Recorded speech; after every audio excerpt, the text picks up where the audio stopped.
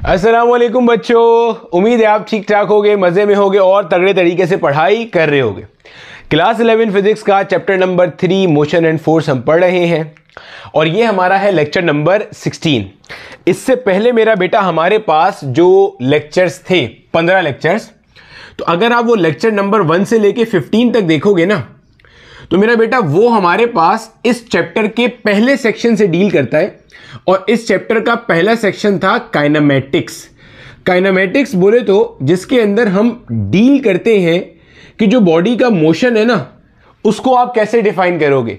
कोई body move कर रही है तो उसने कितनी डिस्प्लेसमेंट कवर करी है, क्या एक्सेलरेशन है, क्या वेलोसिटी है, कितना टाइम लिया है। तो पहला सेक्शन इसको डील करता है। जो अब हम दूसरा सेक्शन स्टार्ट कर रहे हैं इसका, लेक्चर नंबर 16 ऑनवर्ड्स, तो उसके अंदर हमारे पास जो कुछ है वो बेसिकली क्या है, डायनामिक्स है। डायनामिक्स क्या है भाई, देखो मेरा बेटा खुद सोचो, अगर यहां पे मेरे पास एक डब्बा रखा हुआ है तो वो डब्बा सारी जिंदगी यहीं रखा रहेगा जब तक ऐसे जाके मैं उसे एक लात ना मारूं या उसे ऐसे धक्का ना दूं। ऐसे ही है ना। अभी अब जो आपके जहन में आ रहा है वो भी हमने आगे पढ़ना है। न्यूटन का पहला लॉ ऑफ मोशन बता रहे हैं सर आप, तो हमने पढ़ना भी यहां पे यही है, ठीक है। तो हमें ये बात पता है कि कोई भी बॉडी अपने आप रेस्ट से मोशन में नहीं आ सकती, इसी तरह कोई भी बॉडी अपने आप मोशन से रेस्ट में नहीं आ सकती। कोई बॉडी चल रही है तो वो अपने आप डायरेक्शन नहीं बदल सकती। कोई बॉडी अगर एक हालत में है तो अपने आप वो शेप चेंज नहीं कर सकती। इन सब कामों को करने के लिए हमारे पास एक एजेंट होता है जिसको हम फोर्स कहते हैं। तो डायनामिक्स में बेसिकली आप क्या पढ़ते हो, डायनामिक्स में आप डील करते हो फोर्स को और मोशन के कॉम्बिनेशन को। यानी कि पहले आप ये पढ़ चुके होते हो कि किसी भी बॉडी के मोशन को आप डिफाइन कैसे करते हो। अब आप ये बता रहे होते हो कि वो कौन सी चीज है जो किसी बॉडी को मूव करा रही है, वो कौन सी चीज है जो किसी बॉडी की स्पीड बढ़ा रही है या कम कर रही है, या डायरेक्शन चेंज कर रही है या शेप चेंज कर रही है। तो इन दोनों का आपस में जो कॉम्बिनेशन है वो किसमें पढ़ाया जाता है, डायनामिक्स के अंदर। तो लेक्चर नंबर 16 से ऑनवर्ड हमारे सारे लेक्चर जो हैं वो किसके ऊपर चल रहे हैं, डायनामिक्स के ऊपर चल रहे होंगे, ठीक है। काइनेमैटिक्स के अंदर भी अभी जो हमने मुकम्मल किया है ना, वो मोशन इन 1 डायमेंशन मुकम्मल किया है। यानी कि एक एक्सिस के ऊपर हमारी गाड़ी या तो ऐसे चल रही थी या बॉल ऐसे ऊपर नीचे जा रही थी। अभी मोशन इन 2 डायमेंशन का पार्ट भी आएगा, जो प्रोजेक्टाइल वाला पार्ट है वो आगे लेटर ऑन आएगा। क्लियर है। तो आप बस साथ साथ जुड़े रहो, साथ साथ चलते रहो, सब आपका मसला हल हो जाएगा, ठीक है। अच्छा, आज की क्लास में हमने क्या पढ़ना है, क्या समझना है। आज की क्लास में हमने न्यूटन बाबा के कवानीन पढ़ने हैं। न्यूटन बाबा ने जो लॉज दिए थे उनको पढ़ना है, उनको समझना है। न्यूटन के लॉज इतने बड़े और इतने एक्सटेंसिव हैं कि अगर मैं हर लॉ पे वीडियो बनाऊं तो शायद हर लॉ पे 3-3 वीडियोस बन जाएंगी 1.5 घंटे की। लेकिन मैंने अपने आप को रिस्ट्रिक्ट रखा है आपके बोर्ड्स एमडी कैट और ई कैट के हवाले से। आप पाकिस्तान के किसी भी बोर्ड से बिलोंग करते हो या आप किसी भी यूनिवर्सिटी के लिए प्रिपरेशन कर रहे हो, तो मैंने उसके लिहाज से अपना लेक्चर प्रिपेयर किया है। क्लियर है भाई। स्टार्ट करें। हेडिंग लगा लो अपने पास, न्यूटन के लॉज ऑफ मोशन। मेरा नाम बिलाल जिया है और ये मेरा आपका एक छोटा सा खूबसूरत सा प्यारा सा चैनल है जिसके ऊपर हम फिजिक्स का मंजन बेच रहे और खरीद रहे हैं, ठीक है। चलो शुरू करते हैं। देखो भाई, होता क्या है मेरा बेटा, जो हमारे पास फिजिक्स है ना, जो कि हम सब के दिलों से ज़्यादा करीब है, ठीक है। फिजिक्स को आप 2 हिस्सों में क्लासिफाई करते हो। एक होती है मेरा बेटा क्लासिकल फिजिक्स, एक होती है मेरा बच्चा मॉडर्न फिजिक्स, ठीक है। क्लासिकल फिजिक्स वो है जिसके अंदर आप पुराने कॉन्सेप्ट्स डील करते हो, या जो इब्तदाई ज़मानों में जिसको हम कहते हैं ना बुजुर्गाने फिजिक्स, जो हमारे बुजुर्गों ने कॉन्सेप्ट्स पढ़ाए, जैसे mechanics, vectors, motion, circular motion, rotational motion, measurements, waves, oscillation, simple harmonic motion, work power energy, fluid mechanics, fluid statistics, fluid dynamics, ये सारे, नेचर ऑफ लाइट, ऑप्टिक्स, ये सारे जो कॉन्सेप्ट्स थे ना, ये इनिशियल स्टेजेस के अंदर आना शुरू हुए थे, ठीक है। इब्तिदा वहीं से हुई थी, न्यूटन भाई के सर पे सेब गिरा था तो सारी कहानी वहीं से स्टार्ट हुई थी। तो ये सारे कॉन्सेप्ट्स हमारे कहां आते हैं, क्लासिकल फिजिक्स के अंदर। मॉडर्न फिजिक्स में कौन से कॉन्सेप्ट्स आते हैं, जिसके ऊपर आपको ये कैमरा नजर आ रहा है, ये लाइट है, ये माइक काम कर रहा है, क्लियर हो रहा है। यानी कि electricity, electromagnetism, alternating current, measuring instruments, photo electric effect, Compton effect, ये सारी की सारी जो चीजें, न्यूक्लियर फिजिक्स, एटॉमिक फिजिक्स, ये सब कहां आती हैं, मॉडर्न फिजिक्स में। अगर एक जनरल थंब रूल बताऊं ना, तो अपनी 11वीं क्लास में क्लास 11 में आप जो कुछ पढ़ोगे that is all about classical physics, और क्लास 12 में आप जो कुछ पढ़ोगे दैट इज मॉडर्न फिजिक्स। कोई लाजमी नहीं है, मतलब बहुत सारे लोग आपस में इंटरचेंज करके भी हो सकते हैं। जैसे ओ लेवल्स वाले हैं वो क्लासिकल मॉडर्न दोनों का कुछ पार्ट ओ में भी पढ़ते हैं, ए में भी पढ़ते हैं। तो ये एक जनरल रूल बताया मैंने आपको, दुनिया भर में किताबें इस तरह ही लिखी जाती हैं, टेक्स्ट बुक्स, ठीक है। तो बहरहाल coming back to the point, आपके पास न्यूटन साहब ने 1687 के अंदर अपनी एक बुक प्रिंसिपिया के अंदर अपने 3 लॉज मेंशन किए जिसको हम न्यूटन के लॉज ऑफ मोशन कहते हैं। अब पहले तो ये समझ लो कि जो न्यूटन के लॉज ऑफ मोशन है ना, वो बेसिकली काम क्या करते हैं, वो डायनामिक्स की बुनियाद रखते हैं। डायनामिक्स क्या है, फोर्स और मोशन के आपस के रिलेशन को डील करना। तो न्यूटन के लॉज ऑफ मोशन से हमें यह पता चलता है फोर्स क्या है, कैसे निकाली जाती है, अगर किसी बॉडी पे फोर्स लगेगी तो उसके साथ क्या होगा, उसका स्पीड बढ़ेगा, कम होगा, डायरेक्शन चेंज होगा, शेप चेंज होगा, क्या होगा उसके साथ, ये हमें कौन बताता है, न्यूटन के 3 लॉज में पता चलता है। तो पहला पॉइंट क्लियर हो गया कि न्यूटन के लॉज ऑफ मोशन करते क्या है। न्यूटन के laws of motion classical physics, basically classical physics के अंदर ही आप मैकेनिक्स को डील कर रहे होते हो। सर क्या मॉडर्न फिजिक्स में मैकेनिक्स नहीं है? आती है लेकिन अलग से नहीं आती, वो चीजों के साथ मिलके आती है। फिर इलेक्ट्रोस्टैटिक्स में आपको मैकेनिक्स मिलेगी, वो जब पढ़ेंगे तो बता देंगे कहां मिलती है, ठीक है। तो मैकेनिक्स के जो फंडामेंटल लॉज हैं, जो मैकेनिक्स की बुनियाद हैं, वो न्यूटन के यही 3 लॉज ऑफ मोशन है। और न्यूटन ने अपने 3 लॉज ऑफ मोशन में करा क्या है, उसने बॉडी के मोशन और फोर्स के दरमियान में एक रिलेशन एस्टेब्लिश किया है कि बॉडी का स्टेट चेंज कैसे होता है, बॉडी की स्पीड बढ़ती या कम कैसे होती है, बॉडी का शेप कैसे चेंज होता है, और फोर्स को आप कैसे कैलकुलेट कर सकते हो, यह है। अब हमारे जहन में एक सवाल आता है कि सर क्या न्यूटन के लॉज सारी जिंदगी हमेशा हर जगह एप्लीकेबल है? नहीं, ऐसा नहीं है। इसी लेक्चर के आखिर तक जाते जाते मैं आपको लिमिटेशन भी पढ़ा दूंगा, लेकिन फिलहाल बता देता हूं न्यूटन के लॉज ऑफ मोशन उन सारी बॉडीज पे आपको लगते हुए नजर आएंगे जो आपको अपनी डेली लाइफ में इर्द गिर्द में दिखती हैं। जैसे मैं आपको दिख रहा हूं बिलाल ज़िया, ये कैमरा है, ये डब्बा है, वो पीछे कोई और डब्बा है, कोई कुर्सी रखी हुई है, अलमारी रखी हुई है, इन सब पे अप्लाई होंगे। तो सर फिर किस पे नहीं अप्लाई होते? जो आपके सब एटॉमिक पार्टिकल्स हैं इन पे अप्लाई नहीं होते। तो क्या फर्क है सर? फर्क भी आपको पता चल जाएगा। फिलहाल आपने ये बात जहन में रखनी है, न्यूटन के लॉज ऑफ मोशन उन तमाम बॉडीज पे अप्लाई होते हैं जो कि मैसिव है, मास जिनका ज्यादा है, और जिनकी स्पीड लाइट की स्पीड के मुकाबले में क्या है, कम है। लाइट की स्पीड कितनी होती है? लाइट की स्पीड होती है 3 × 10⁸ मीटर पर सेकेंड, ठीक है। ये लाइट की स्पीड है। वो तमाम के तमाम ऑब्जेक्ट्स जिनकी स्पीड लाइट की स्पीड से बहुत कम है, 1% से भी कम है, अभी आखिर में लिमिटेशन आएगी तो मैं आपको प्रॉपर इसका वैल्यू भी बता दूंगा, जिसकी स्पीड लाइट की स्पीड से भी कम है, 1% से भी कम है, उनके ऊपर ये लगते हैं। और 1% से भी कम स्पीड तकरीबन बनती है 3000 किलोमीटर्स पर सेकेंड, ठीक है। ये बनती है आपकी 1% से भी कम स्पीड। अब ये स्पीड देखने में बहुत ज्यादा है, देख रहे हो, 1 सेकेंड में 3000 किलोमीटर। आपको पता है आवाज की स्पीड से भी ज्यादा है ये। आवाज की भी इतनी स्पीड नहीं है भाई, जो मैं कुछ बोल रहा हूं ना, और अगर सामने मेरे कोई बंदा बैठा हुआ है, अभी तो नहीं बैठा हुआ, लेकिन अगर कोई बंदा बैठा हुआ है तो जो मेरी साउंड उस तक प्रोपेगेट करके जाएगी ना, वो जाएगी 340 मीटर पर सेकेंड से। यानी कि अगर मैं इसको भी किलोमीटर में कन्वर्ट कर लूं ना, तो ये कितना होगा, 0.340 किलोमीटर पर सेकेंड।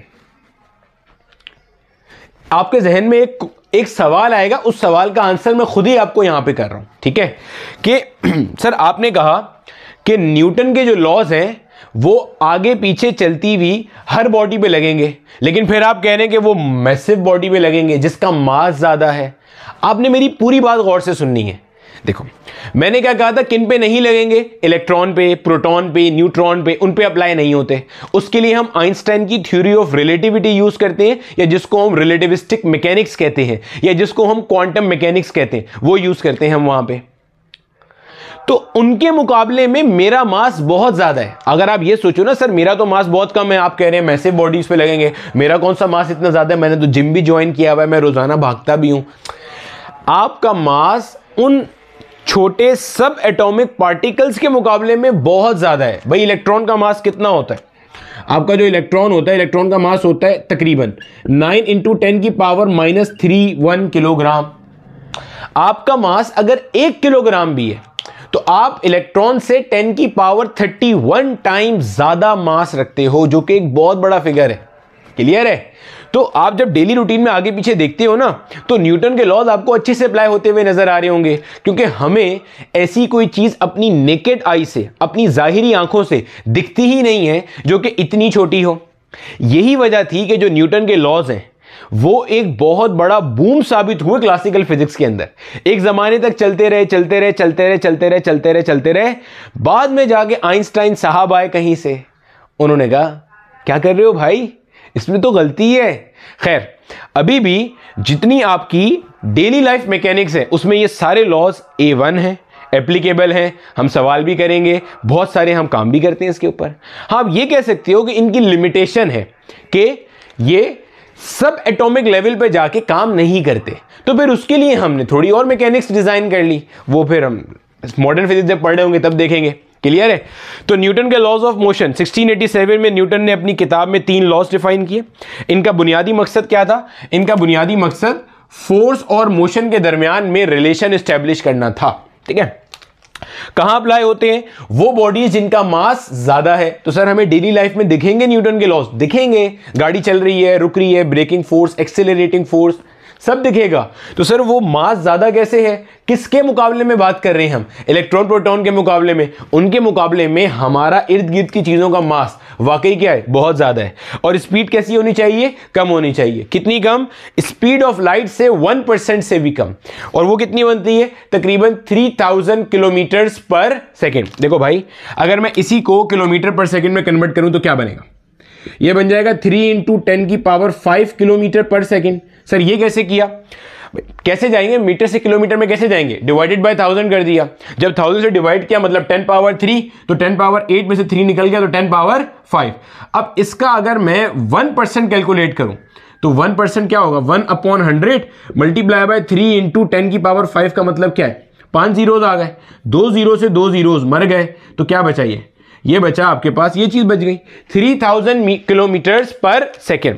3000 किलोमीटर्स पर सेकेंड। ये आपके पास केपीके और फेडरल की किताब में ये लिमिट मेंशन भी है। तो ये एमसीक्यू भी पूछा जा सकता है कि न्यूटन के लॉज ऑफ मोशन किन बॉडीज पे एप्लीकेबल है? जिनका मास इलेक्ट्रॉन प्रोटॉन न्यूट्रॉन के मुकाबले में बहुत ज्यादा है और जिनकी स्पीड ऑफ लाइट के 1% से भी क्या है? कम है। दैट इज अप्रोक्सीमेटली 3000 किलोमीटर पर सेकेंड। अब आपको डेली रूटीन में जो भी ऑब्जेक्ट्स ट्रेवल करते हुए नजर आते हैं वो आपको इससे बहुत कम स्पीड पे नजर आते हैं। आपने आज तक कोई गाड़ी या कोई बाइक ऐसी देखी है जो 1 सेकंड में 3000 किलोमीटर कवर कर ले?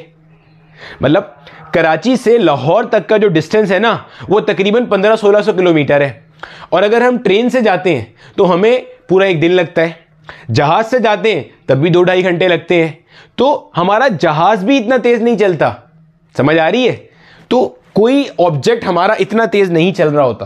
तो यही वजह है कि न्यूटन ने जब ये लॉज पब्लिश करे ना, तो उनको लोगों ने कहा कि आपने बहुत जबरदस्त काम किया है, क्योंकि डेली रूटीन में जो आपके इर्द गिर्द ऑब्जेक्ट्स हैं उन पे ये लॉज बहुत अच्छे से अप्लाई हो रहे होंगे।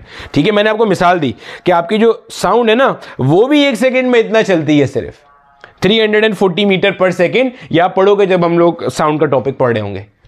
क्लियर हो गया यहां तक की बात? कॉपी कर लो, आगे चलते हैं। अच्छा बेटे, इसी चैप्टर के अंदर जब हम स्टार्ट के अंदर बात कर रहे थे ना, जो हम लोग बिल्कुल पहला लेक्चर पढ़ रहे थे जहां हमने डिस्टेंस डिस्प्लेसमेंट का कॉन्सेप्ट पढ़ा था, वहां मैंने आपको फ्रेम ऑफ रेफरेंस का कॉन्सेप्ट बताया था। मैंने आपको बताया था फ्रेम ऑफ रेफरेंस क्या होता है। देखो, आपने किसी भी बॉडी की अगर पोजीशन डिफाइन करनी होती है तो उसके लिए आपको फ्रेम ऑफ रेफरेंस चाहिए होता है। मतलब अगर मुझे किसी को समझाना हो कि ये मार्कर यहां पे है तो मैं कैसे डिफाइन करूंगा? मैं अज्यूम कर लूंगा कि ये वाली जो साइड चल रही है ये एक्स एक्सिस है, ये वाली वाई एक्सिस है, ये जेड एक्सिस है। तो मैं उसके लिहाज से बताऊंगा कि अगर आपने ओरिजिन से, क्योंकि हमारा जो स्टार्ट पॉइंट होता है वो हमेशा कौन सा होता है? ओरिजिन। अगर आपने ओरिजिन से यहां आना है तो एक्स पे कुछ चलना पड़ेगा, y पे कुछ चलना पड़ेगा और z पे कुछ चलना पड़ेगा। ऐसे ही बात की थी हमने। तो फ्रेम ऑफ रेफरेंस क्या होता है? फ्रेम ऑफ रेफरेंस मेरा बेटा एक आपके पास कोऑर्डिनेट सिस्टम है। भाई आप किसी भी चीज में या किसी भी चीज को डिफाइन कैसे करोगे कि सामने वाले को वो किस जगह पर है? उसके भाई इसको ऐसे समझ लो, कोई बंदा मेरे घर पे आ रहा है तो मैं उसे निशानियां बताऊंगा ना, उससे पूछूंगा आप किस तरफ से आ रहे हो, वो बताएगा मैं सामने से आ रहा हूं। तो मैं उसे बताऊंगा भाई तुम आओगे तो आपको एक दूध वाली दुकान नजर आएगी, फिर आओगे तो आपको एक बेकरी नजर आएगी, फिर आओगे तो आपको एक गटर नजर आएगा जिसका ढक्कन गायब है तो आपने उससे बच के जाना है, फिर आगे आओगे तो आपको कुछ और चीज नजर आएगी, फिर आगे आओगे तो एक चिकन वाले की दुकान है, फिर आओगे तो आप किसी से पूछ लेना कि भाई यहाँ पे बिलाल भाई का घर कहाँ पे, तो वो आपको बता देगा। क्लियर हो गया? तो ये क्या चीज है? ये फ्रेम ऑफ रेफरेंस है। क्लियर है? तो अभी हमने बात की थी ना ये, तो फ्रेम ऑफ रेफरेंस के अंदर बेसिकली क्या होता है, आपके पास 3 कोऑर्डिनेट्स होते हैं, एक्स वाई जेड, और एक टाइम होता है। ठीक है, टाइम भी होना जरूरी है ना, बात समझ आ रही है? मतलब मिसाल के तौर पे ये मेरे पास, अब जरा समझना बात को, मुझे डिफाइन करना है कि एक बॉडी रेस्ट के अंदर है या नहीं है। चलो मैंने क्या करा, मैंने कहा भाई एक बॉडी यहां पे थी, अब यहां से यहां तक जाने के लिए एक्स पे कुछ चलना पड़ा, वाई पे कुछ चलना पड़ा, जेड पे चलना पड़ा। अब मैंने क्या करा, मैंने एक टाइम t1 पे नोट करा तो बॉडी यहीं पे थी। मान लो टाइम t1 हो रहा था, 11 बज रहे थे, 11 बज रहे थे, मैंने टाइम पर नोट करा, बॉडी यहीं पर है। अब मैंने टाइम t2 पे नोट करा, t2 जो है ना, लेट से मैंने 12 बजे नोट किया, 12 बज के लेट से या 1 बजे कर लो, ठीक है, मैंने 1 बजे दोपहर के 1 बजे नोट किया, मैंने 2 घंटे के बाद नोट किया, तब भी मेरे पास यही कोऑर्डिनेट्स आ रहे हैं। इसका मतलब मैं क्या कहूंगा, मैं कहूंगा बॉडी कैसी है, रेस्ट के अंदर है। क्यों?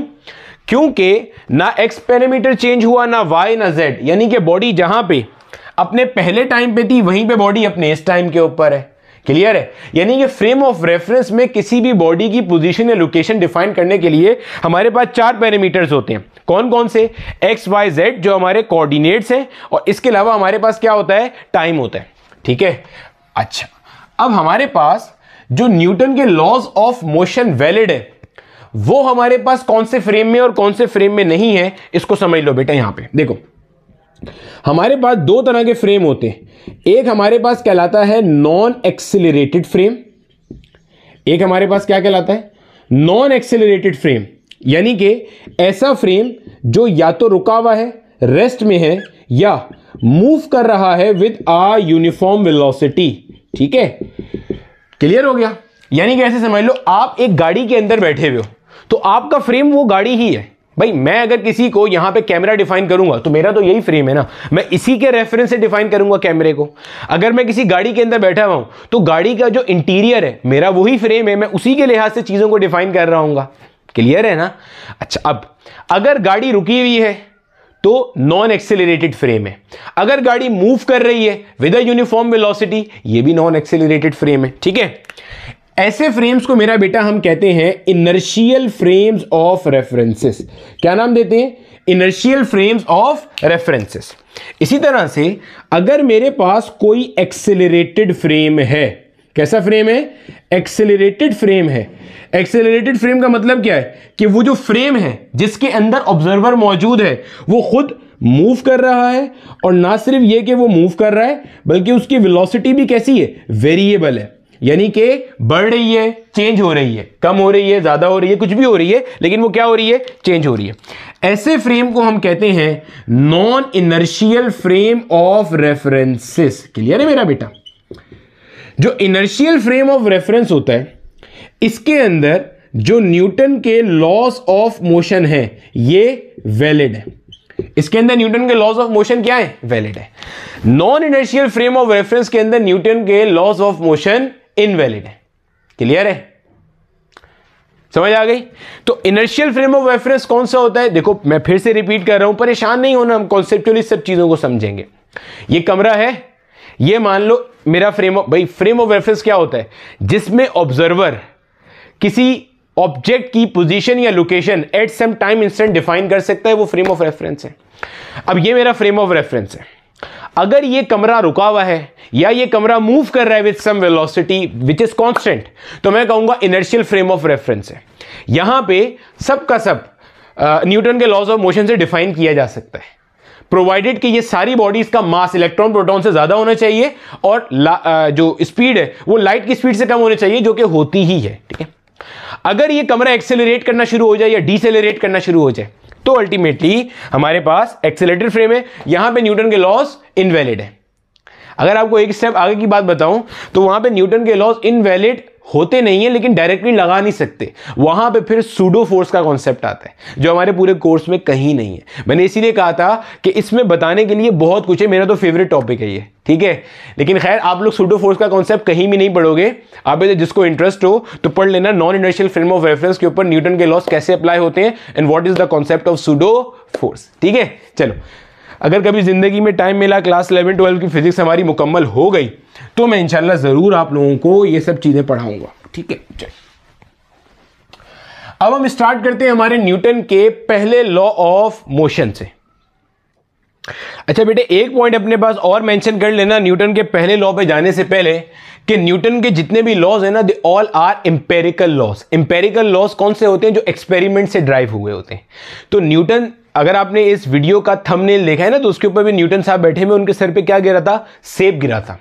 तो एक्सपेरिमेंट, भले वो एक्सपेरिमेंट उन्होंने डेलिबरेटली किया हो या खुद ही हो गया हो, ठीक है, तो एक्सपेरिमेंट की बेस पे उनको ये बात पता चली थी जिसके ऊपर उन्होंने सारे न्यूटन के लॉज मेंशन किए थे। ठीक है, चलो अच्छा मेरा बेटा, अब हम डिफाइन करने लगे हमारा न्यूटन का लॉ ऑफ मोशन नंबर 1।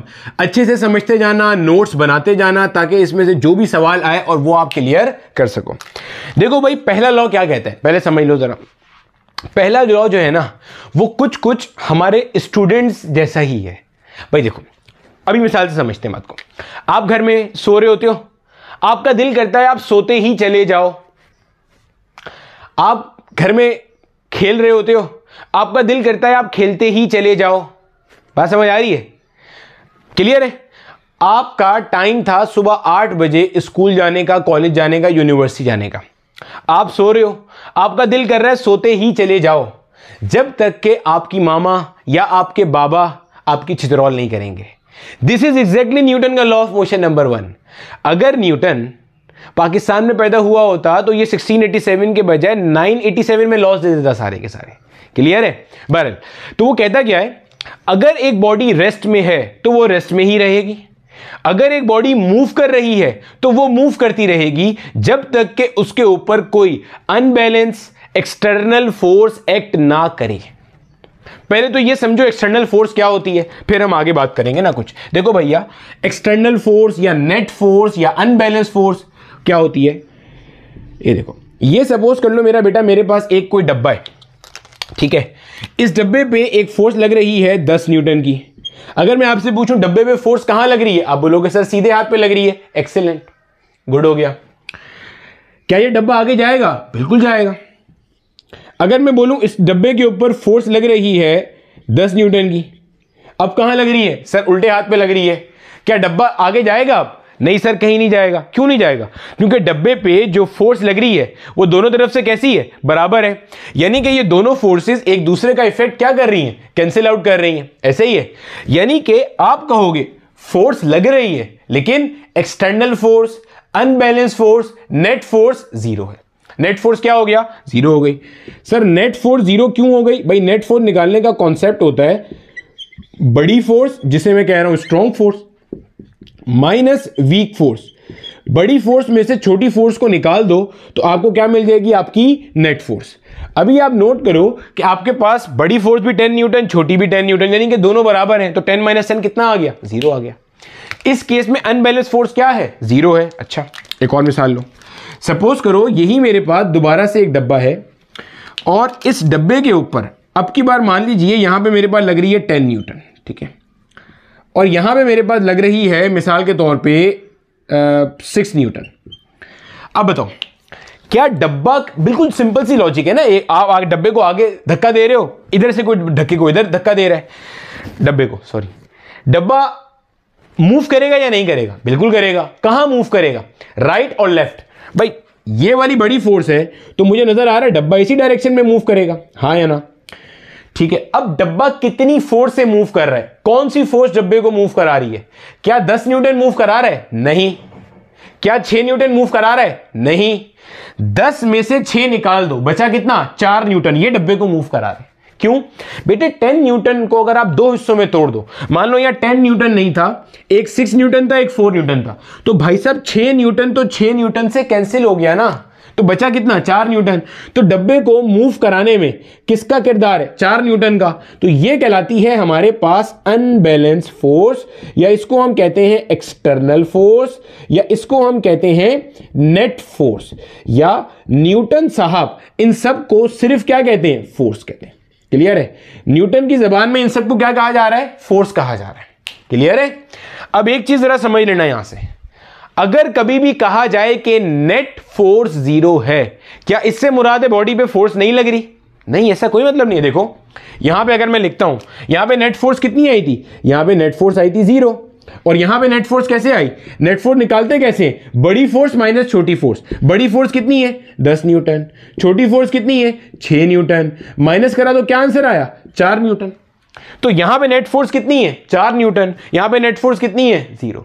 क्या नेट फोर्स का मायना यह है कि बॉडी पे फोर्स ही नहीं लग रही? नहीं, नेट फोर्स का मतलब यह है, अगर हम कहते हैं ना नेट फोर्स इज 0, मतलब हो सकता है बॉडी पे कोई फोर्स ना लग रही हो सकता है बॉडी पे बहुत सारी फोर्सेस लग रही हैं, लेकिन उन सबको मिलाने पे नेट रिजल्ट क्या आ रहा है 0। यह मतलब होता है एक्सटर्नल फोर्स के 0 होने का। जैसे मिसाल के तौर पे एक मेरे पास कोई डब्बा है, इस डब्बे के ऊपर की तरफ फोर्स लग रही है 10 न्यूटन, नीचे भी लग रही है 10 न्यूटन, इधर लग रही है 8 न्यूटन, इधर भी लग रही है 8 न्यूटन, इधर लग रही है 5 न्यूटन, इधर भी लग रही है 5 न्यूटन। आप नोट करो इस डब्बे पे कुल मिला के 6 फोर्सेस लग रही हैं, लेकिन डब्बा सवाल ही पैदा नहीं होता कहीं जाए। वजह, जो ऊपर वाला 10 न्यूटन है ये नीचे वाले 10 न्यूटन को बैलेंस कर देगा, ये 8 न्यूटन इस 8 न्यूटन को बैलेंस कर देगा, ये 5 इस 5 को बैलेंस कर देगा। तो नतीजे में अब भी आपके पास नेट फोर्स कितना आएगा 0। तो अपने जहन से गलतुल आम कॉन्सेप्ट निकाल देना कि अगर कहीं लिखा मिले कि net force acting on a body is 0, तो इसका मतलब ये होता है कि बॉडी पे फोर्स नहीं लग रही। हो सकता है ना लग रही हो, भाई एक डब्बा है ऐसे हवा में मुअल्लक है, बस एक डब्बा है, कोई फोर्स नहीं लग रही इसके ऊपर। क्लियर है। वैसे तो फोर्स ऑफ ग्रेविटी लग रही होती है हर जगह, लेकिन मान लो यहाँ ग्रेविटी भी नहीं है, भाई ऐसे ही एक जगह रुका हुआ है, ये मार्कर है, मान लो ग्रेविटी नहीं है, तो ये मार्कर आपको यहाँ पे स्टिल रुका हुआ नजर आएगा। भाई अगर ग्रेविटी खत्म कर दे, अभी तो ग्रेविटी है तो मार्कर भाई नीचे आ जाएंगे, लेकिन अगर ग्रेविटी ना हो तो मार्कर भाई साहब यहां रुके रहेंगे। तो अब ना नीचे फोर्स लग रही, ना ऊपर लग रही, ना आगे लग रही, ना पीछे लग रही, ना दाएं ना बाएं, कहीं नहीं लग रही।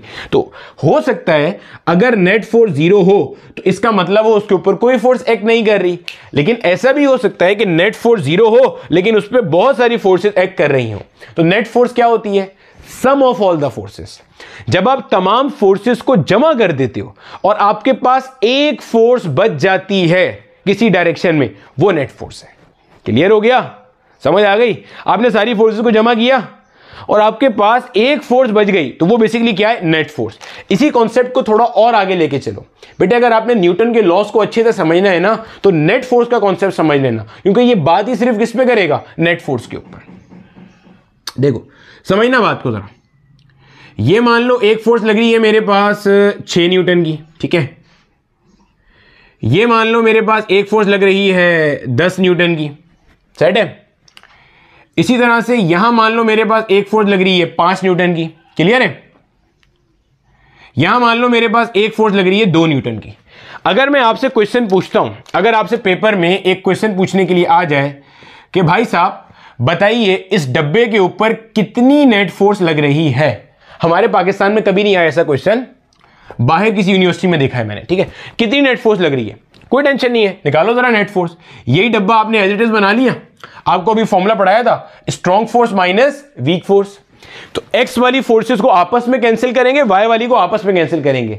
ये वाला बावलापन नहीं करेंगे कि एक्स को वाई से और वाई को एक्स से कैंसिल कर देंगे। क्यों सर, फोर्स वेक्टर क्वांटिटी है, वेक्टर डायरेक्शन पे डिपेंड करता है। तो अगर कैंसिलेशन इफेक्ट की बात करेंगे तो ये इसको कैंसिल कर सकता है और ये वाला इसको कर सकता है। यानी कि अगर मैं देखूंगा 10 न्यूटन उल्टे हाथ पे, 6 न्यूटन सीधे हाथ पे, तो बड़ी फोर्स 10 न्यूटन है। यानी कि यहां पे मेरे पास जो बचेगा 10 माइनस 6 कितना बचेगा, 4 न्यूटन। क्लियर है। 10 माइनस 6 बचा कितना, 4 न्यूटन। इसी तरह ऊपर वाली फोर्स 5, नीचे वाली फोर्स 2, इन दोनों में बड़ी कौन सी है, ये बड़ी है, तो इन दोनों के अंदर से ऊपर फोर्स बच जाएगी। 5 माइनस 2 कितनी हो गई, 3 न्यूटन। ऐसे ही है, क्लियर है सर? नेट फोर्स आपको बोला था बताने के लिए, आपने तो अभी भी 2 बताई है। नेट फोर्स कैसे निकलेगी? इन दोनों फोर्सेस को ऐड कर लो। सर ऐड कैसे करें? 4 + 3 = 7 न्यूटन इज द आंसर। बिल्कुल गलत, बिल्कुल गलत। क्यों सर, ये आंसर क्यों नहीं है? आपको मैंने वेक्टर्स पढ़ाए थे बहुत तफसील से, 17 लेक्चर मौजूद हैं।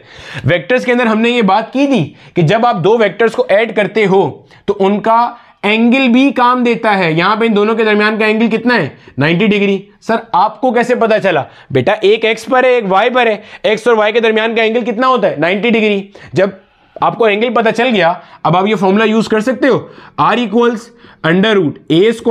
+ b² + 2ab cos of theta.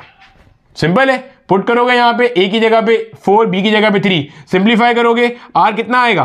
5 newton, and this will be the answer to this question. Clear हो गया? इसीलिए कहा जाता है वेक्टर्स को तगड़ा रखो, वेक्टर्स को तगड़ा रखो। वेक्टर्स तगड़े हैं तो ये सब चीजें समझ में आ रही होंगी जो मैं क्या फारसी क्या बोलता हुआ चल रहा हूं। ठीक है, क्लियर है? बहरहाल ये था जनाब हमारे पास नेट फोर्स का कॉन्सेप्ट। ठीक है, नेट फोर्स क्या है? किसी भी बॉडी पे बहुत सारी फोर्सेस लग सकती हैं, आपने उन सारी फोर्सेस को ऐड करा वेक्टोरियली, क्योंकि फोर्स वेक्टर है, वेक्टर की फॉर्म में ऐड किया, तो जो एक रिजल्टेंट फोर्स बच रही है वो बेसिकली नेट फोर्स है, या एक्सटर्नल फोर्स है, या रिजल्टेंट फोर्स है, या अनबैलेंस फोर्स है जो कि बैलेंस नहीं हो सकी। कॉपी करो न्यूटन का लॉ ऑफ मोशन नंबर 1, समझते हैं आगे। देखो मेरा बेटा, ये हमारे पास न्यूटन का पहला लॉ ऑफ मोशन है कि इन the absence of an external force if a body is at rest. अब आपको मुझे उम्मीद है ये वाला कॉन्सेप्ट समझ में आ गया होगा कि एक्सटर्नल फोर्स क्या है। तो ये कह रहा क्या है? In the absence of an external force, अगर एक बॉडी रेस्ट में है तो वो रेस्ट में ही रहेगी। अगर एक बॉडी मूव कर रही है विद यूनिफॉर्म वेलोसिटी तो वो मूव करती रहेगी विद यूनिफॉर्म वेलोसिटी। यानी कि आसान तरीन जबान में बॉडी का जो भी स्टेट है वो अपना स्टेट कैरी करेगी जब तक के बॉडी के ऊपर कोई एक्सटर्नल फोर्स एक्ट ना करे। क्लियर है? तो पहली चीज हमें क्या समझ में आई? पहली चीज हमें यह समझ में आ रही है क्या, आपके पास स्टेट चेंज करने के लिए, स्टेट चेंज के लिए आपके पास एक्सटर्नल फोर्स का होना जरूरी है। क्या मतलब स्टेट चेंज से क्या मुराद है? अगर आप ये चाह रहे हो कि आपकी रेस्ट वाली बॉडी, रुकी हुई बॉडी मोशन में आ जाए, यानी कि जो बॉडी रुकी हुई है वो मूव करना शुरू हो जाए, या आपकी मोशन वाली बॉडी रेस्ट में आ जाए। भाई अगर एक बॉडी मूव कर रही है तो वो रेस्ट में आ जाए, यानी कि स्पीड कम कर ले अपनी, या अगर वो बॉडी मूव कर रही है तो वो एक्सेलरेट हो जाए। भाई दोनों काम हो सकते हैं ना। पॉइंट समझ आ रहा है? हाँ या ना? देखो समझो, देखो अगर एक बॉडी मूव कर रही है, मूव करने से मुराद अभी यहां पे कैसा मोशन है? यूनिफॉर्म मोशन है, यानी कि एक फिक्स स्पीड से मूव कर रही है इन अ पर्टिकुलर डायरेक्शन। अगर आप चाहते हो कि आपकी बॉडी जो मूव कर रही है वो मोशन से रेस्ट में आ जाए, यानी कि स्टेट चेंज की बात कर रहे हो आप, ऐसे ही या अगर वो मूव कर रही है और आप चाह रहे हो उसकी स्पीड बढ़ जाए, इन सब कामों के लिए किस चीज का होना जरूरी है? एक्सटर्नल फोर्स का होना जरूरी है। क्लियर है? यानी कि विदाउट एनी एक्सटर्नल फोर्स, किसी अनबैलेंस फोर्स के लगे बगैर आपकी बॉडी रेस्ट से मोशन या मोशन से रेस्ट में नहीं आ सकती। यही चीज यहां मेंशन है। In the absence of an external force if a body is at rest it will remain at rest, या if it is moving with uniform velocity it will continue the uniform motion. अगर आप एक और चीज note करो तो यहां से हमें एक और चीज समझ में आ रही है। क्या? हमें यह समझ में आ रही है कि फोर्स चाहिए बॉडी की वेलोसिटी को चेंज करने के लिए। यह चीज समझ आ रही है इन दोनों से। क्यों? देखो एक्सटर्नल फोर्स क्या करेगा? रेस्ट से मोशन में लाएगा बॉडी को। अगेन एक्सटर्नल फोर्स क्या करेगा? रेस्ट से मोशन में लाएगा। रेस्ट जब बॉडी में होए तो वेलोसिटी क्या है? 0। जब मोशन में आएगी तो वेलोसिटी नॉन जीरो हो जाएगी। हाँ या ना? भाई जब रुका हुआ है तो स्पीड क्या है? 0। जब मूव करना शुरू करेगा तो 5 हो सकती है, 6, 7, 8, डिपेंड करता है फोर्स कितनी लगी है, तो velocity will be non zero. यानी कि जो एक्सटर्नल फोर्स है, एक्सटर्नल फोर्स का काम क्या है? बॉडी की वेलोसिटी चेंज करना। देखो यहां पे भी अगर आप कहते हो कि मोशन से रेस्ट में लाने के लिए, या यूनिफॉर्म मोशन से बॉडी को एक्सेलरेट करने के लिए, दोनों बातें एक ही हैं। मोशन से रेस्ट में लाना बस स्पीड कम होने की निशानी है, एक्सेलरेट करना स्पीड बढ़ने की निशानी है। तो मोशन से रेस्ट में लाने का मतलब क्या है, उसकी स्पीड क्या हो रही है। भाई अगर एक गाड़ी चल रही है 50 किलोमीटर पर आवर से, अब अगर वो थोड़ा आगे जाके रुकती है तो जाहिर ऐसा तो हुआ नहीं होगा कि 50 से एकदम स्पीड जीरो हो जाए, होते होते स्पीड क्या हुई होगी, जीरो। तो बेसिकली एक्सटर्नल फोर्स क्या कर रही है, आपकी चेंज इन वेलोसिटी। तो पहला पॉइंट हमें यहां से समझ में आ रहा है कि जो स्टेट चेंज कर रही है इसके लिए एक्सटर्नल फोर्स चाहिए, यानी कि एक्सटर्नल फोर्स होगा तो अल्टीमेटली आपका चेंज इन वेलोसिटी आएगा। और अगर चेंज इन वेलोसिटी आएगा तब जाके हम कहेंगे कि बॉडी क्या हो रही है, बॉडी के पास एक्सेलरेशन आ रही है। अगर स्पीड कम हो रही है तो उसको डिसेलरेशन कहते हैं, स्पीड बढ़ रही है तो उसे एक्सेलरेशन कहते हैं। ये सब हम ऑलरेडी डिस्कस कर चुके हैं। यानी कि एक्सटर्नल फोर्स का होना जरूरी है फॉर एक्सेलरेटिंग अ बॉडी। समझ आइए ये बात। पहला पॉइंट आपको यहां से ये मिल रहा है क्या, कि आपके पास बॉडी के ऊपर एक्सटर्नल फोर्स लगेगी तो बॉडी का स्टेट चेंज होगा। स्टेट चेंज से क्या मुराद है कि आपकी बॉडी रेस्ट से मोशन में आएगी या मोशन से किस में आएगी, रेस्ट में। गोया एक्सटर्नल फोर्स है तो वेलोसिटी चेंज होगी, वेलोसिटी चेंज हो रही है तो मतलब बॉडी के पास एक्सेलरेशन आ रही है। इन शॉर्ट आप यूं कह सकते हो कि external force is responsible to accelerate a body या to produce an acceleration in the body. Clear हो गई यहां तक की बात, ये कह रहे हैं हमें यहां पे ये चीज, ठीक है। चलो कॉपी करो इतना हिस्सा, आगे चलते हैं। अब मेरा बेटा जो हमारे पास न्यूटन का लॉ ऑफ मोशन नंबर 1 है ना, इसको मेरा बेटा हम लोग लॉ ऑफ इनर्शिया भी कहते हैं। अब इनर्शिया क्या भला है, देखो इनर्शिया को अगर आपने बिल्कुल आसान करके याद रखना है ना, इनर्शिया से मुराद है ढिठाई, ठीक है। वो जो मैंने स्टार्ट में स्टूडेंट्स वाली एग्जांपल दी थी ना, आपको बोला जा रहा है कि भाई आप ये काम कर लो, लेकिन आप फिर भी वही काम किए जा रहे हो जो आप अभी कर रहे हो। दिस इज इनर्शिया, ठीक है। आसान करके समझ लो ताकि जिंदगी भर याद रहे। देखो समझ लो मेरे पास तीन मेरे सामने बच्चे हैं। एक बच्चा बिल्कुल भी ढीठ नहीं है, एक थोड़ा ज्यादा ढीठ है, एक बहुत ज्यादा ढीठ है। अब मैं अगर तीनों को एक काम करने बोलूंगा, जो बिल्कुल भी ढीठ नहीं है वो फौरन कर लेगा, जो थोड़ा सा ढीठ है उससे मुझे दोबारा बोलना पड़ेगा, जो बहुत ज्यादा ढीठ है जिसमें ढिठाई ज्यादा है, ढिठाई इज रेजिस्टेंस ना, कि सामने वाले की बात को ओपोज करने की रेजिस्टेंस, सिंपल। तो अल्टीमेटली वो बहुत देर बाद जाके मानेगा। This is inertia. न्यूटन के पहले लॉ को हम लॉ ऑफ इनर्शिया भी कहते हैं। क्यों, अब जरा समझना। आपने अभी ये बात पढ़ी कि अगर कोई बॉडी चल रही है तो वो चलती रहेगी, अगर कोई बॉडी रुकी हुई है तो वो रुकी रहेगी जब तक कि उसके ऊपर एक्सटर्नल फोर्स एक्ट ना करे। तो क्या एक्सटर्नल फोर्स लगाते ही बॉडी मूव करना शुरू हो जाएगी? अब जरा समझे यहां पे बात, देखो समझना। यहां पे हमारे पास कॉन्सेप्ट आता है मेरा बेटा किसका, इनर्शिया का। इनर्शिया क्या है, बॉडी की सलाहियत कि वो कितने अच्छे से अपने ऊपर लगने वाली फोर्स को रेजिस्ट कर सकता है। क्लियर है, पॉइंट समझ आ रहा है? मतलब जिस बॉडी के अंदर इनर्शिया ज्यादा है उसके ऊपर उतनी ज्यादा फोर्स लगानी पड़ेगी एक्सटर्नल फोर्स प्रोड्यूस करने के लिए, क्योंकि वो बैलेंस उतना अच्छा कर लेगा। भाई इसको ऐसे समझ लो, एक पतला दुबला सा बंदा है, वो रुका हुआ है, आपने उसको 5 न्यूटन से धक्का दिया, उसकी बॉडी में सलाहियत थी 4 न्यूटन की फोर्स को अपोज करने की। गौर से समझना बात को, कॉन्सेप्चुअल बात है। एक पतला दुबला सा बंदा है, उसकी बॉडी में सलाहियत है कि अगर उसके ऊपर 4 न्यूटन की फोर्स लगेगी तो वो बर्दाश्त कर जाएगा, लेकिन जैसे ही 5वां न्यूटन लगाओगे वो आगे मूव कर जाएगा। लेकिन एक मेरी तरह का मोटा ताजा बंदा है, उसकी बॉडी में सलाहियत है कि वो 15 न्यूटन की फोर्स को अपोज कर सकता है। तो जब आप 16वें न्यूटन की फोर्स लगाओगे मैं तब मूव करूंगा। तो मैंने क्या बोला, मैंने कहा न्यूटन का पहला लॉ ऑफ मोशन से हमें एक और चीज समझ में आती है, विच इज इनर्शिया। इनर्शिया क्या है, property of a body to resist the change in its state.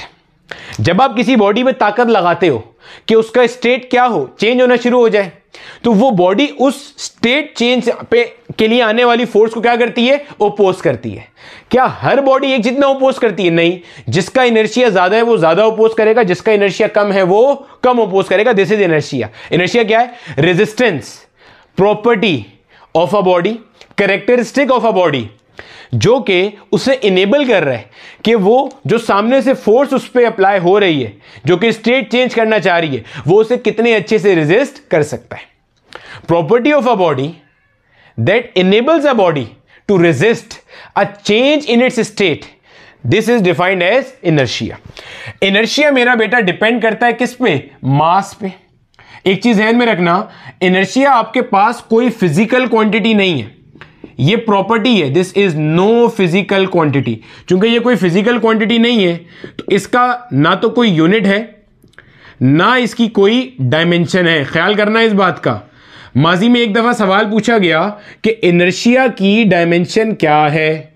बहुत सारे लोगों ने यह पढ़ा हुआ था कि इनर्शिया किसके ऊपर डिपेंड करता है? मास पे। Mass is the quantitative measure of inertia. Mass को हम ऐसे भी डिफाइन करते हैं, मास को हम कहते हैं कि mass is basically the quantitative measure of inertia. जिस बॉडी का मास ज्यादा होगा उसका स्टेट चेंज करना उतना क्या होगा? मुश्किल हो जाएगा। सिंपल सी बात है ना। देखो अभी समझाता हूं आपको। मास is the quantitative measure of inertia, लेकिन मैंने ये नहीं कहा कि इनर्शिया मास है, मैंने कहा इनर्शिया मास पे डिपेंड करता है। इनर्शिया किस पे डिपेंड करता है? मास पे। मास ज्यादा है तो इनर्शिया भी क्या होगा? ज्यादा होगा। तो एक दफा सवाल पूछा गया कि इनर्शिया की यूनिट क्या है, तो भाई इनर्शिया की कोई यूनिट नहीं है। हम रोटेशनल काइनेमेटिक्स में जाके मोमेंट ऑफ इनर्शिया पढ़ेंगे जाके, तब आप देखोगे वहां पे वो कुछ और चीज है। क्लियर है? तो इनर्शिया की ना कोई यूनिट है ना कोई डायमेंशन है। इनर्शिया क्या है? किसी भी बॉडी की सलाहियत कि वो कितने अच्छे से अपने ऊपर लगने वाली फोर्स को अपोज कर सकता है। क्लियर है? यानी कि अगर आपके पास दो बॉडीज हैं, मान लो ये मेरे पास एक बॉडी है 4 किलोग्राम की, ये मेरे पास एक बॉडी है 40 किलोग्राम की। मान लेते हैं, थोड़ी देर के लिए अज्यूम कर लेते हैं कि दोनों बॉडीज रेस्ट में हैं और जितना मास है ना इनके पास सलाहियत है कि वो उतनी फोर्स को अपोज कर सकते हैं। मिसाल लेने समझने के लिए कि अगर ये 4 किलोग्राम है तो ये 4 न्यूटन तक की फोर्स बर्दाश्त कर सकता है, ये 40 किलोग्राम है तो ये 40 न्यूटन तक की फोर्स बर्दाश्त कर सकता है। मिसाल ले रहा हूं क्योंकि मुझे एक पॉइंट समझाना है। जब तक मैं इसके ऊपर 4 न्यूटन लगाता रहूंगा या 4 से कम लगाता रहूंगा ये डब्बा आगे नहीं जाएगा। जैसे ही मैंने इसके ऊपर 5 न्यूटन लगाई तो 1 न्यूटन अनबैलेंस हो गया और ये मूव करेगा। सिमिलरली इसके ऊपर जब तक मैं 40 न्यूटन से कम फोर्स लगाता रहूंगा ये डब्बा आगे नहीं जाएगा क्योंकि उसका इनर्शिया क्या है? ज्यादा है। हाँ, जैसे ही मैंने 41 न्यूटन लगाई तो ये डब्बा क्या होगा? आगे जाएगा। अब आपको किताब में एक जगह लिखा मिलेगा कि जिस बॉडी का इनर्शिया ज्यादा है उस पर उतनी ज्यादा फोर्स लगानी पड़ेगी ताकि एक्सटर्नल फोर्स नॉन जीरो हो जाए। देखो, जब तक ये मेरी फोर्स 40 न्यूटन थी तब तक एक्सटर्नल फोर्स क्या थी मेरी? जीरो। क्यों? क्योंकि फोर्स बैलेंस हो रही है ना भाई। मैं 5 लगाता हूं ये 5 बैलेंस कर रहा है, मैं 6 लगा रहा हूं 6 बैलेंस कर रहा है, मैं 10 लगा रहा हूं 10 बैलेंस कर रहा है, मैं 15 लगा रहा हूं 15 बैलेंस कर रहा है, 40 तक ये बैलेंस कर रहा है। 41 पे बैलेंस नहीं कर पा रहा क्योंकि उसकी सलाहियत खत्म हो गई। अब तो किताब में क्या लिखा हुआ है कि इनर्शिया ज्यादा होगा, मास ज्यादा है तो उस पर उतनी ज्यादा फोर्स लगानी पड़ेगी to make external force non zero, वरना एक्सटर्नल फोर्स क्या होती रहेगी? जीरो होती रहेगी। क्लियर हो गया? समझ आ गई? तो इसको हम लॉ ऑफ इनर्शिया भी कहते हैं क्योंकि ये इनर्शिया के बारे में हमें बताता है। और इनर्शिया क्या है? किसी भी बॉडी की सलाहियत कि वो कितने अच्छे से अपने ऊपर लगने वाली फोर्स को रेजिस्ट कर सकता है और अपनी करंट स्टेट को कैरी कर सकता है। यहां कॉपी करो जरा जल्दी से और फिर आगे एक चीज समझो। देखो, अभी हमने क्या बात करी? अभी हमने ये बात करी कि अगर आप किसी भी बॉडी के ऊपर फोर्स अप्लाई करते हो, किसी भी बॉडी पे फोर्स अप्लाई करते हो तो वो स्टेट चेंज करती है या स्टेट चेंज करने की कोशिश करती है। स्टेट चेंज तब कर पाएगी अगर वो एक्सटर्नल फोर्स बन गई। स्टेट चेंज तब कर पाएगी अगर वो एक्सटर्नल फोर्स बन गई। अगर नहीं बन सकी तो हम ये कहेंगे उसने स्टेट चेंज करने की कोशिश करी लेकिन इनर्शिया की वजह से ब्लॉक हो गया। अब जब आप किताब में फोर्स की डेफिनेशन पढ़ोगे तो मुझे दुआएं देना क्योंकि आपको फोर्स की डेफिनेशन समझ में आएगी। Force is an agent that will tend to change the state of the body और may change the state of the body. ये एज इट इज लिखा हुआ है कि हो सकता है फोर्स स्टेट चेंज कर जाए, हो सकता है फोर्स स्टेट चेंज करने की कोशिश करे। स्टेट चेंज कब कर जाएगी? जब वो एक्सटर्नल फोर्स है। कब करने की कोशिश करेगी? जब वो एक्सटर्नल फोर्स में क्लासिफाई नहीं हो पाई। यहां तक का पॉइंट मैं उम्मीद करूंगा सबको अच्छे तरीके से क्लियर हो गया होगा। फिर अब इसमें एक और गलत उलाम कॉन्सेप्ट है। गलत उलाम कॉन्सेप्ट क्या है? मैंने अभी बताया कि अगर किसी बॉडी पे एक्सटर्नल फोर्स लगती है तो गोया उसका स्टेट क्या होता है, चेंज होता है। स्टेट चेंज से क्या मुराद है कि उसकी वेलोसिटी क्या हो रही है, चेंज हो रही है। गोया के बॉडी के पास क्या आ रही है, एक्सेलरेशन। यानी कि मैं ये कह सकता हूं अगर एक्सटर्नल फोर्स जीरो है तो चेंज इन वेलोसिटी क्या होगा, जीरो होगा। यानी कि बॉडी की वेलोसिटी कैसी है, कांस्टेंट है। जीरो है तो जीरो है, मूव कर रही है तो मूव करे जा रही है, but with a constant magnitude and direction. Similarly acceleration भी क्या होगा, जीरो। यानी कि हमें ये समझ में आ गया अगर एक्सटर्नल फोर्स जीरो है तो एक्सेलरेशन भी क्या है, जीरो। क्या मैंने कहीं ये कहा कि अगर बॉडी के ऊपर लगने वाली फोर्सेस बैलेंस है, अगर बॉडी के ऊपर एक्ट करने वाली एक्सटर्नल फोर्स जीरो है तो बॉडी फौरन रुक जाएगी? मैंने तो नहीं कहा। मैंने क्या कहा है, अगर एक्सटर्नल फोर्स जीरो है तो जो न्यूटन कहते हैं हम तो वही कहते हैं ना, तो क्या करेगा, body will carry it's state, body will continue its state, body will continue its state. सही है। और स्टेट कोई भी हो सकती है, स्टेट रेस्ट वाली भी हो सकती है और स्टेट मोशन वाली भी हो सकती है। हां, यह बात जरूर मैंने कही है कि अगर बॉडी मूव करेगी, मोशन परफॉर्म करेगी तो वो मोशन कैसा होगा, यूनिफॉर्म मोशन होगा। यूनिफॉर्म मोशन बोले तो moving with a constant velocity. Velocity तब्दील नहीं होगी क्योंकि वेलोसिटी के तब्दील होने के लिए एक्सटर्नल फोर्स का होना जरूरी है, तब जाके वेलोसिटी तब्दील होती है।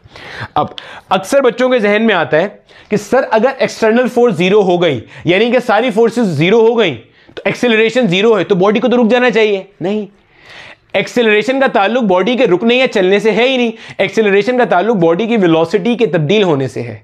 गलत कॉन्सेप्ट को मार कर जियो। सही है। इसकी एक बड़ी सिंपल सी एग्जांपल देता हूं, मैं आपकी किताब में भी लिखी हुई है। हमारे पास जो एक पैराट्रूपर होता है, देखा है ना पैराट्रूपर? पैराट्रूपर वो होता है जो ऊपर से जो है ना वो पैराशूट लेके नीचे कूदता है। ये मान लो एक पैराट्रूपर है, अगर खुदा ना खास्ता कोई बंदा बिल्डिंग के ऊपर से नीचे गिरे या जहाज में से नीचे गिरे, वो बचेगा? नहीं बचेगा। पहले नीचे आएगा फिर ऊपर जाएगा सीधा। ठीक है। वजह क्या है, उसके ऊपर फोर्स ऑफ ग्रेविटी एक्ट कर रही है। Force of gravity unbalance force है, नीचे की तरफ एक्ट कर रही है। जब वो ऊपर से नीचे आ रहा है उसकी स्पीड मुसलसल क्या हो रही है, बढ़ती जा रही है, एक्सेलरेट हो रहा है वो। आप जब पैराशूट ओपन करते हो, आपसे मुराद जो पैराट्रूपर है, तो नीचे फोर्स ऑफ ग्रेविटी यानी कि वेट एक्ट कर रहा है, और ऊपर की तरफ जो एयर की रेजिस्टेंस फोर्स है ना, जिसको हम ड्रैग फोर्स कहते हैं, वो बेसिकली कहां एक्ट कर रही होती है, इन द अपवर्ड डायरेक्शन। तो वो इस पैराशूट में जमा हो रही होती है। होता क्या है, पैराशूट काम कैसे करता है वो समझा रहा हूं इस एग्जांपल के कोऑर्डिनेशन में। होता क्या है, जब पैराशूट खुलता है उसके कुछ टाइम के बाद एक वक्त आता है जब ड्रैग फोर्स और वेट आपस में क्या होता है, बराबर हो जाता है। जब ऊपर वाली फोर्स और नीचे वाली फोर्स बराबर हो जाएगी तो अल्टीमेटली एक्सटर्नल फोर्स कितनी हो गई, जीरो हो गई। जब एक्सटर्नल फोर्स जीरो हो गई, इसका मायना क्या हुआ, एक्सेलरेशन क्या हो गई, जीरो हो गई। अब अगर आप लोगों की बात मान ली जाए, जो हमारे जहनों में गलत कॉन्सेप्ट होता है कि जब एक्सटर्नल फोर्स जीरो हो गई तो बॉडी को तो मूव करना ही नहीं चाहिए, एक्सेलरेशन जीरो हो गई तो बॉडी को तो मूव नहीं करना चाहिए, तो वो बेचारा सारी जिंदगी हवा में ही मुताल्लिक रहेगा, फिर तो हवा में ही मुअल्लक रहेगा। पॉइंट समझ आ रहा है, हवा में ही अटका रहेगा, क्योंकि आपने कहा था कि जब एक्सेलरेशन जीरो हो गई तो बॉडी को तो रुक जाना चाहिए।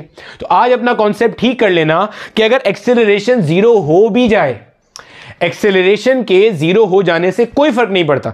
एक्सेलरेशन के जीरो होने से क्या होगा, एक्सटर्नल फोर्स के जीरो होने से क्या होगा, body will continue its state, जो भी स्टेट है उसकी। अगर वो मूव कर रही है तो वो मूव करती रहेगी विद अ यूनिफॉर्म वेलोसिटी। अगर वो रुकी हुई है तो वो रुकी रहेगी। जैसे डब्बा है, जैसे डब्बा एक जमीन पे रखा हुआ है, एक डब्बा कहां रखा हुआ है भाई साहब, जमीन पे रखा हुआ है, तो जमीन के ऊपर जो वेट है वो नीचे बुला रहा है और इस सरफेस का जो रिएक्शन है वो कहां है, कर रहा है, इन द अपवर्ड डायरेक्शन। तो ये डब्बा रेस्ट में है तो ये रेस्ट में ही रहेगा, क्योंकि इसके ऊपर अनबैलेंस फोर्स क्या है, जीरो है। अनबैलेंस फोर्स का ताल्लुक है वेलोसिटी के चेंज करने से और एक्सेलरेट करने से। क्लियर हो गई यहां तक की बात? कॉपी कर लो जल्दी से, आगे चलते हैं। ठीक है मेरा बेटा, अब देखो हमारे पास, हम अगर इसको समराइज करें ना, जो हमने न्यूटन का लॉ ऑफ मोशन नंबर 1 पढ़ा है, तो हमें यह बात समझ में आती है कि न्यूटन के लॉ ऑफ मोशन नंबर 1 के ना हमारे पास दो पार्ट है। जो पहला पार्ट है वो हमें यह बता रहा है कि अगर हमारे पास एक्सटर्नल फोर्स जीरो होगी तो चेंज इन वेलोसिटी जीरो होगा, एक्सेलरेशन जीरो होगी, और जो भी आपकी बॉडी है, body will continue its state. जो भी बॉडी का स्टेट है वो क्या करेगा, उसे कंटिन्यू कर रहा होगा। क्लियर है? जो इसी का दूसरा पार्ट है ना, वो बेसिकली हमें क्या कर रहा है, वो हमें क्वालिटेटिव डेफिनेशन ऑफ फोर्स दे रहा है। सर ये क्वालिटेटिव डेफिनेशन क्या है, अब जरा ये भी समझ लो। देखो मेरा बेटा, किसी भी चीज की ना दो तरह की डेफिनेशंस होती हैं, एक होती है क्वालिटेटिव और एक होती है क्वांटिटेटिव। क्वांटिटेटिव डेफिनेशन वो होती है जिसके जरिए आप कैलकुलेट कर सकते हो। क्या कैलकुलेट कर सकते हो? आप ये कैलकुलेट कर सकते हो कि जैसे अभी तक हमने ये बात नहीं करी कि आप फोर्स को निकालोगे कैसे, सही है। जैसे अगर मैं आपसे फोर्स ऑफ ग्रेविटी पूछूं क्या है, तो आप बोलोगे अर्थ जो बॉडी के ऊपर एक ताकत लगाता है उसे नीचे बुलाने के लिए, उसे हम वेट या फोर्स ऑफ ग्रेविटी कहते हैं। अगर मैं आपको बोलूं वेट को कैलकुलेट कैसे करते हैं, तो आप बोलेंगे जनाब वेट का फॉर्मूला है W=mg। तो वेट की जो पहले वाली डेफिनेशन थी ना, जहां से आपको कॉन्सेप्ट मिला, वो कहलाती है कॉन्सेप्चुअल या क्वालिटेटिव डेफिनेशन, कि वेट एक फोर्स है जो अर्थ अप्लाई करती है अपने सेंटर की तरफ पुल करने के लिए। निकालोगे कैसे? ऐसे, यूनिट यहां से पता चलेगा। ये क्वांटिटेटिव डेफिनेशन है। तो पहला लॉ आपको फोर्स की क्वालिटेटिव डेफिनेशन दे रहा है। क्या बता रहा है? देखो आपको यह समझ में आ रहा है कि फोर्स है क्या, कैसे पता चल रहा है? जल्दी से अपना पहला लॉ जो लिखा हुआ है रिवाइज करो।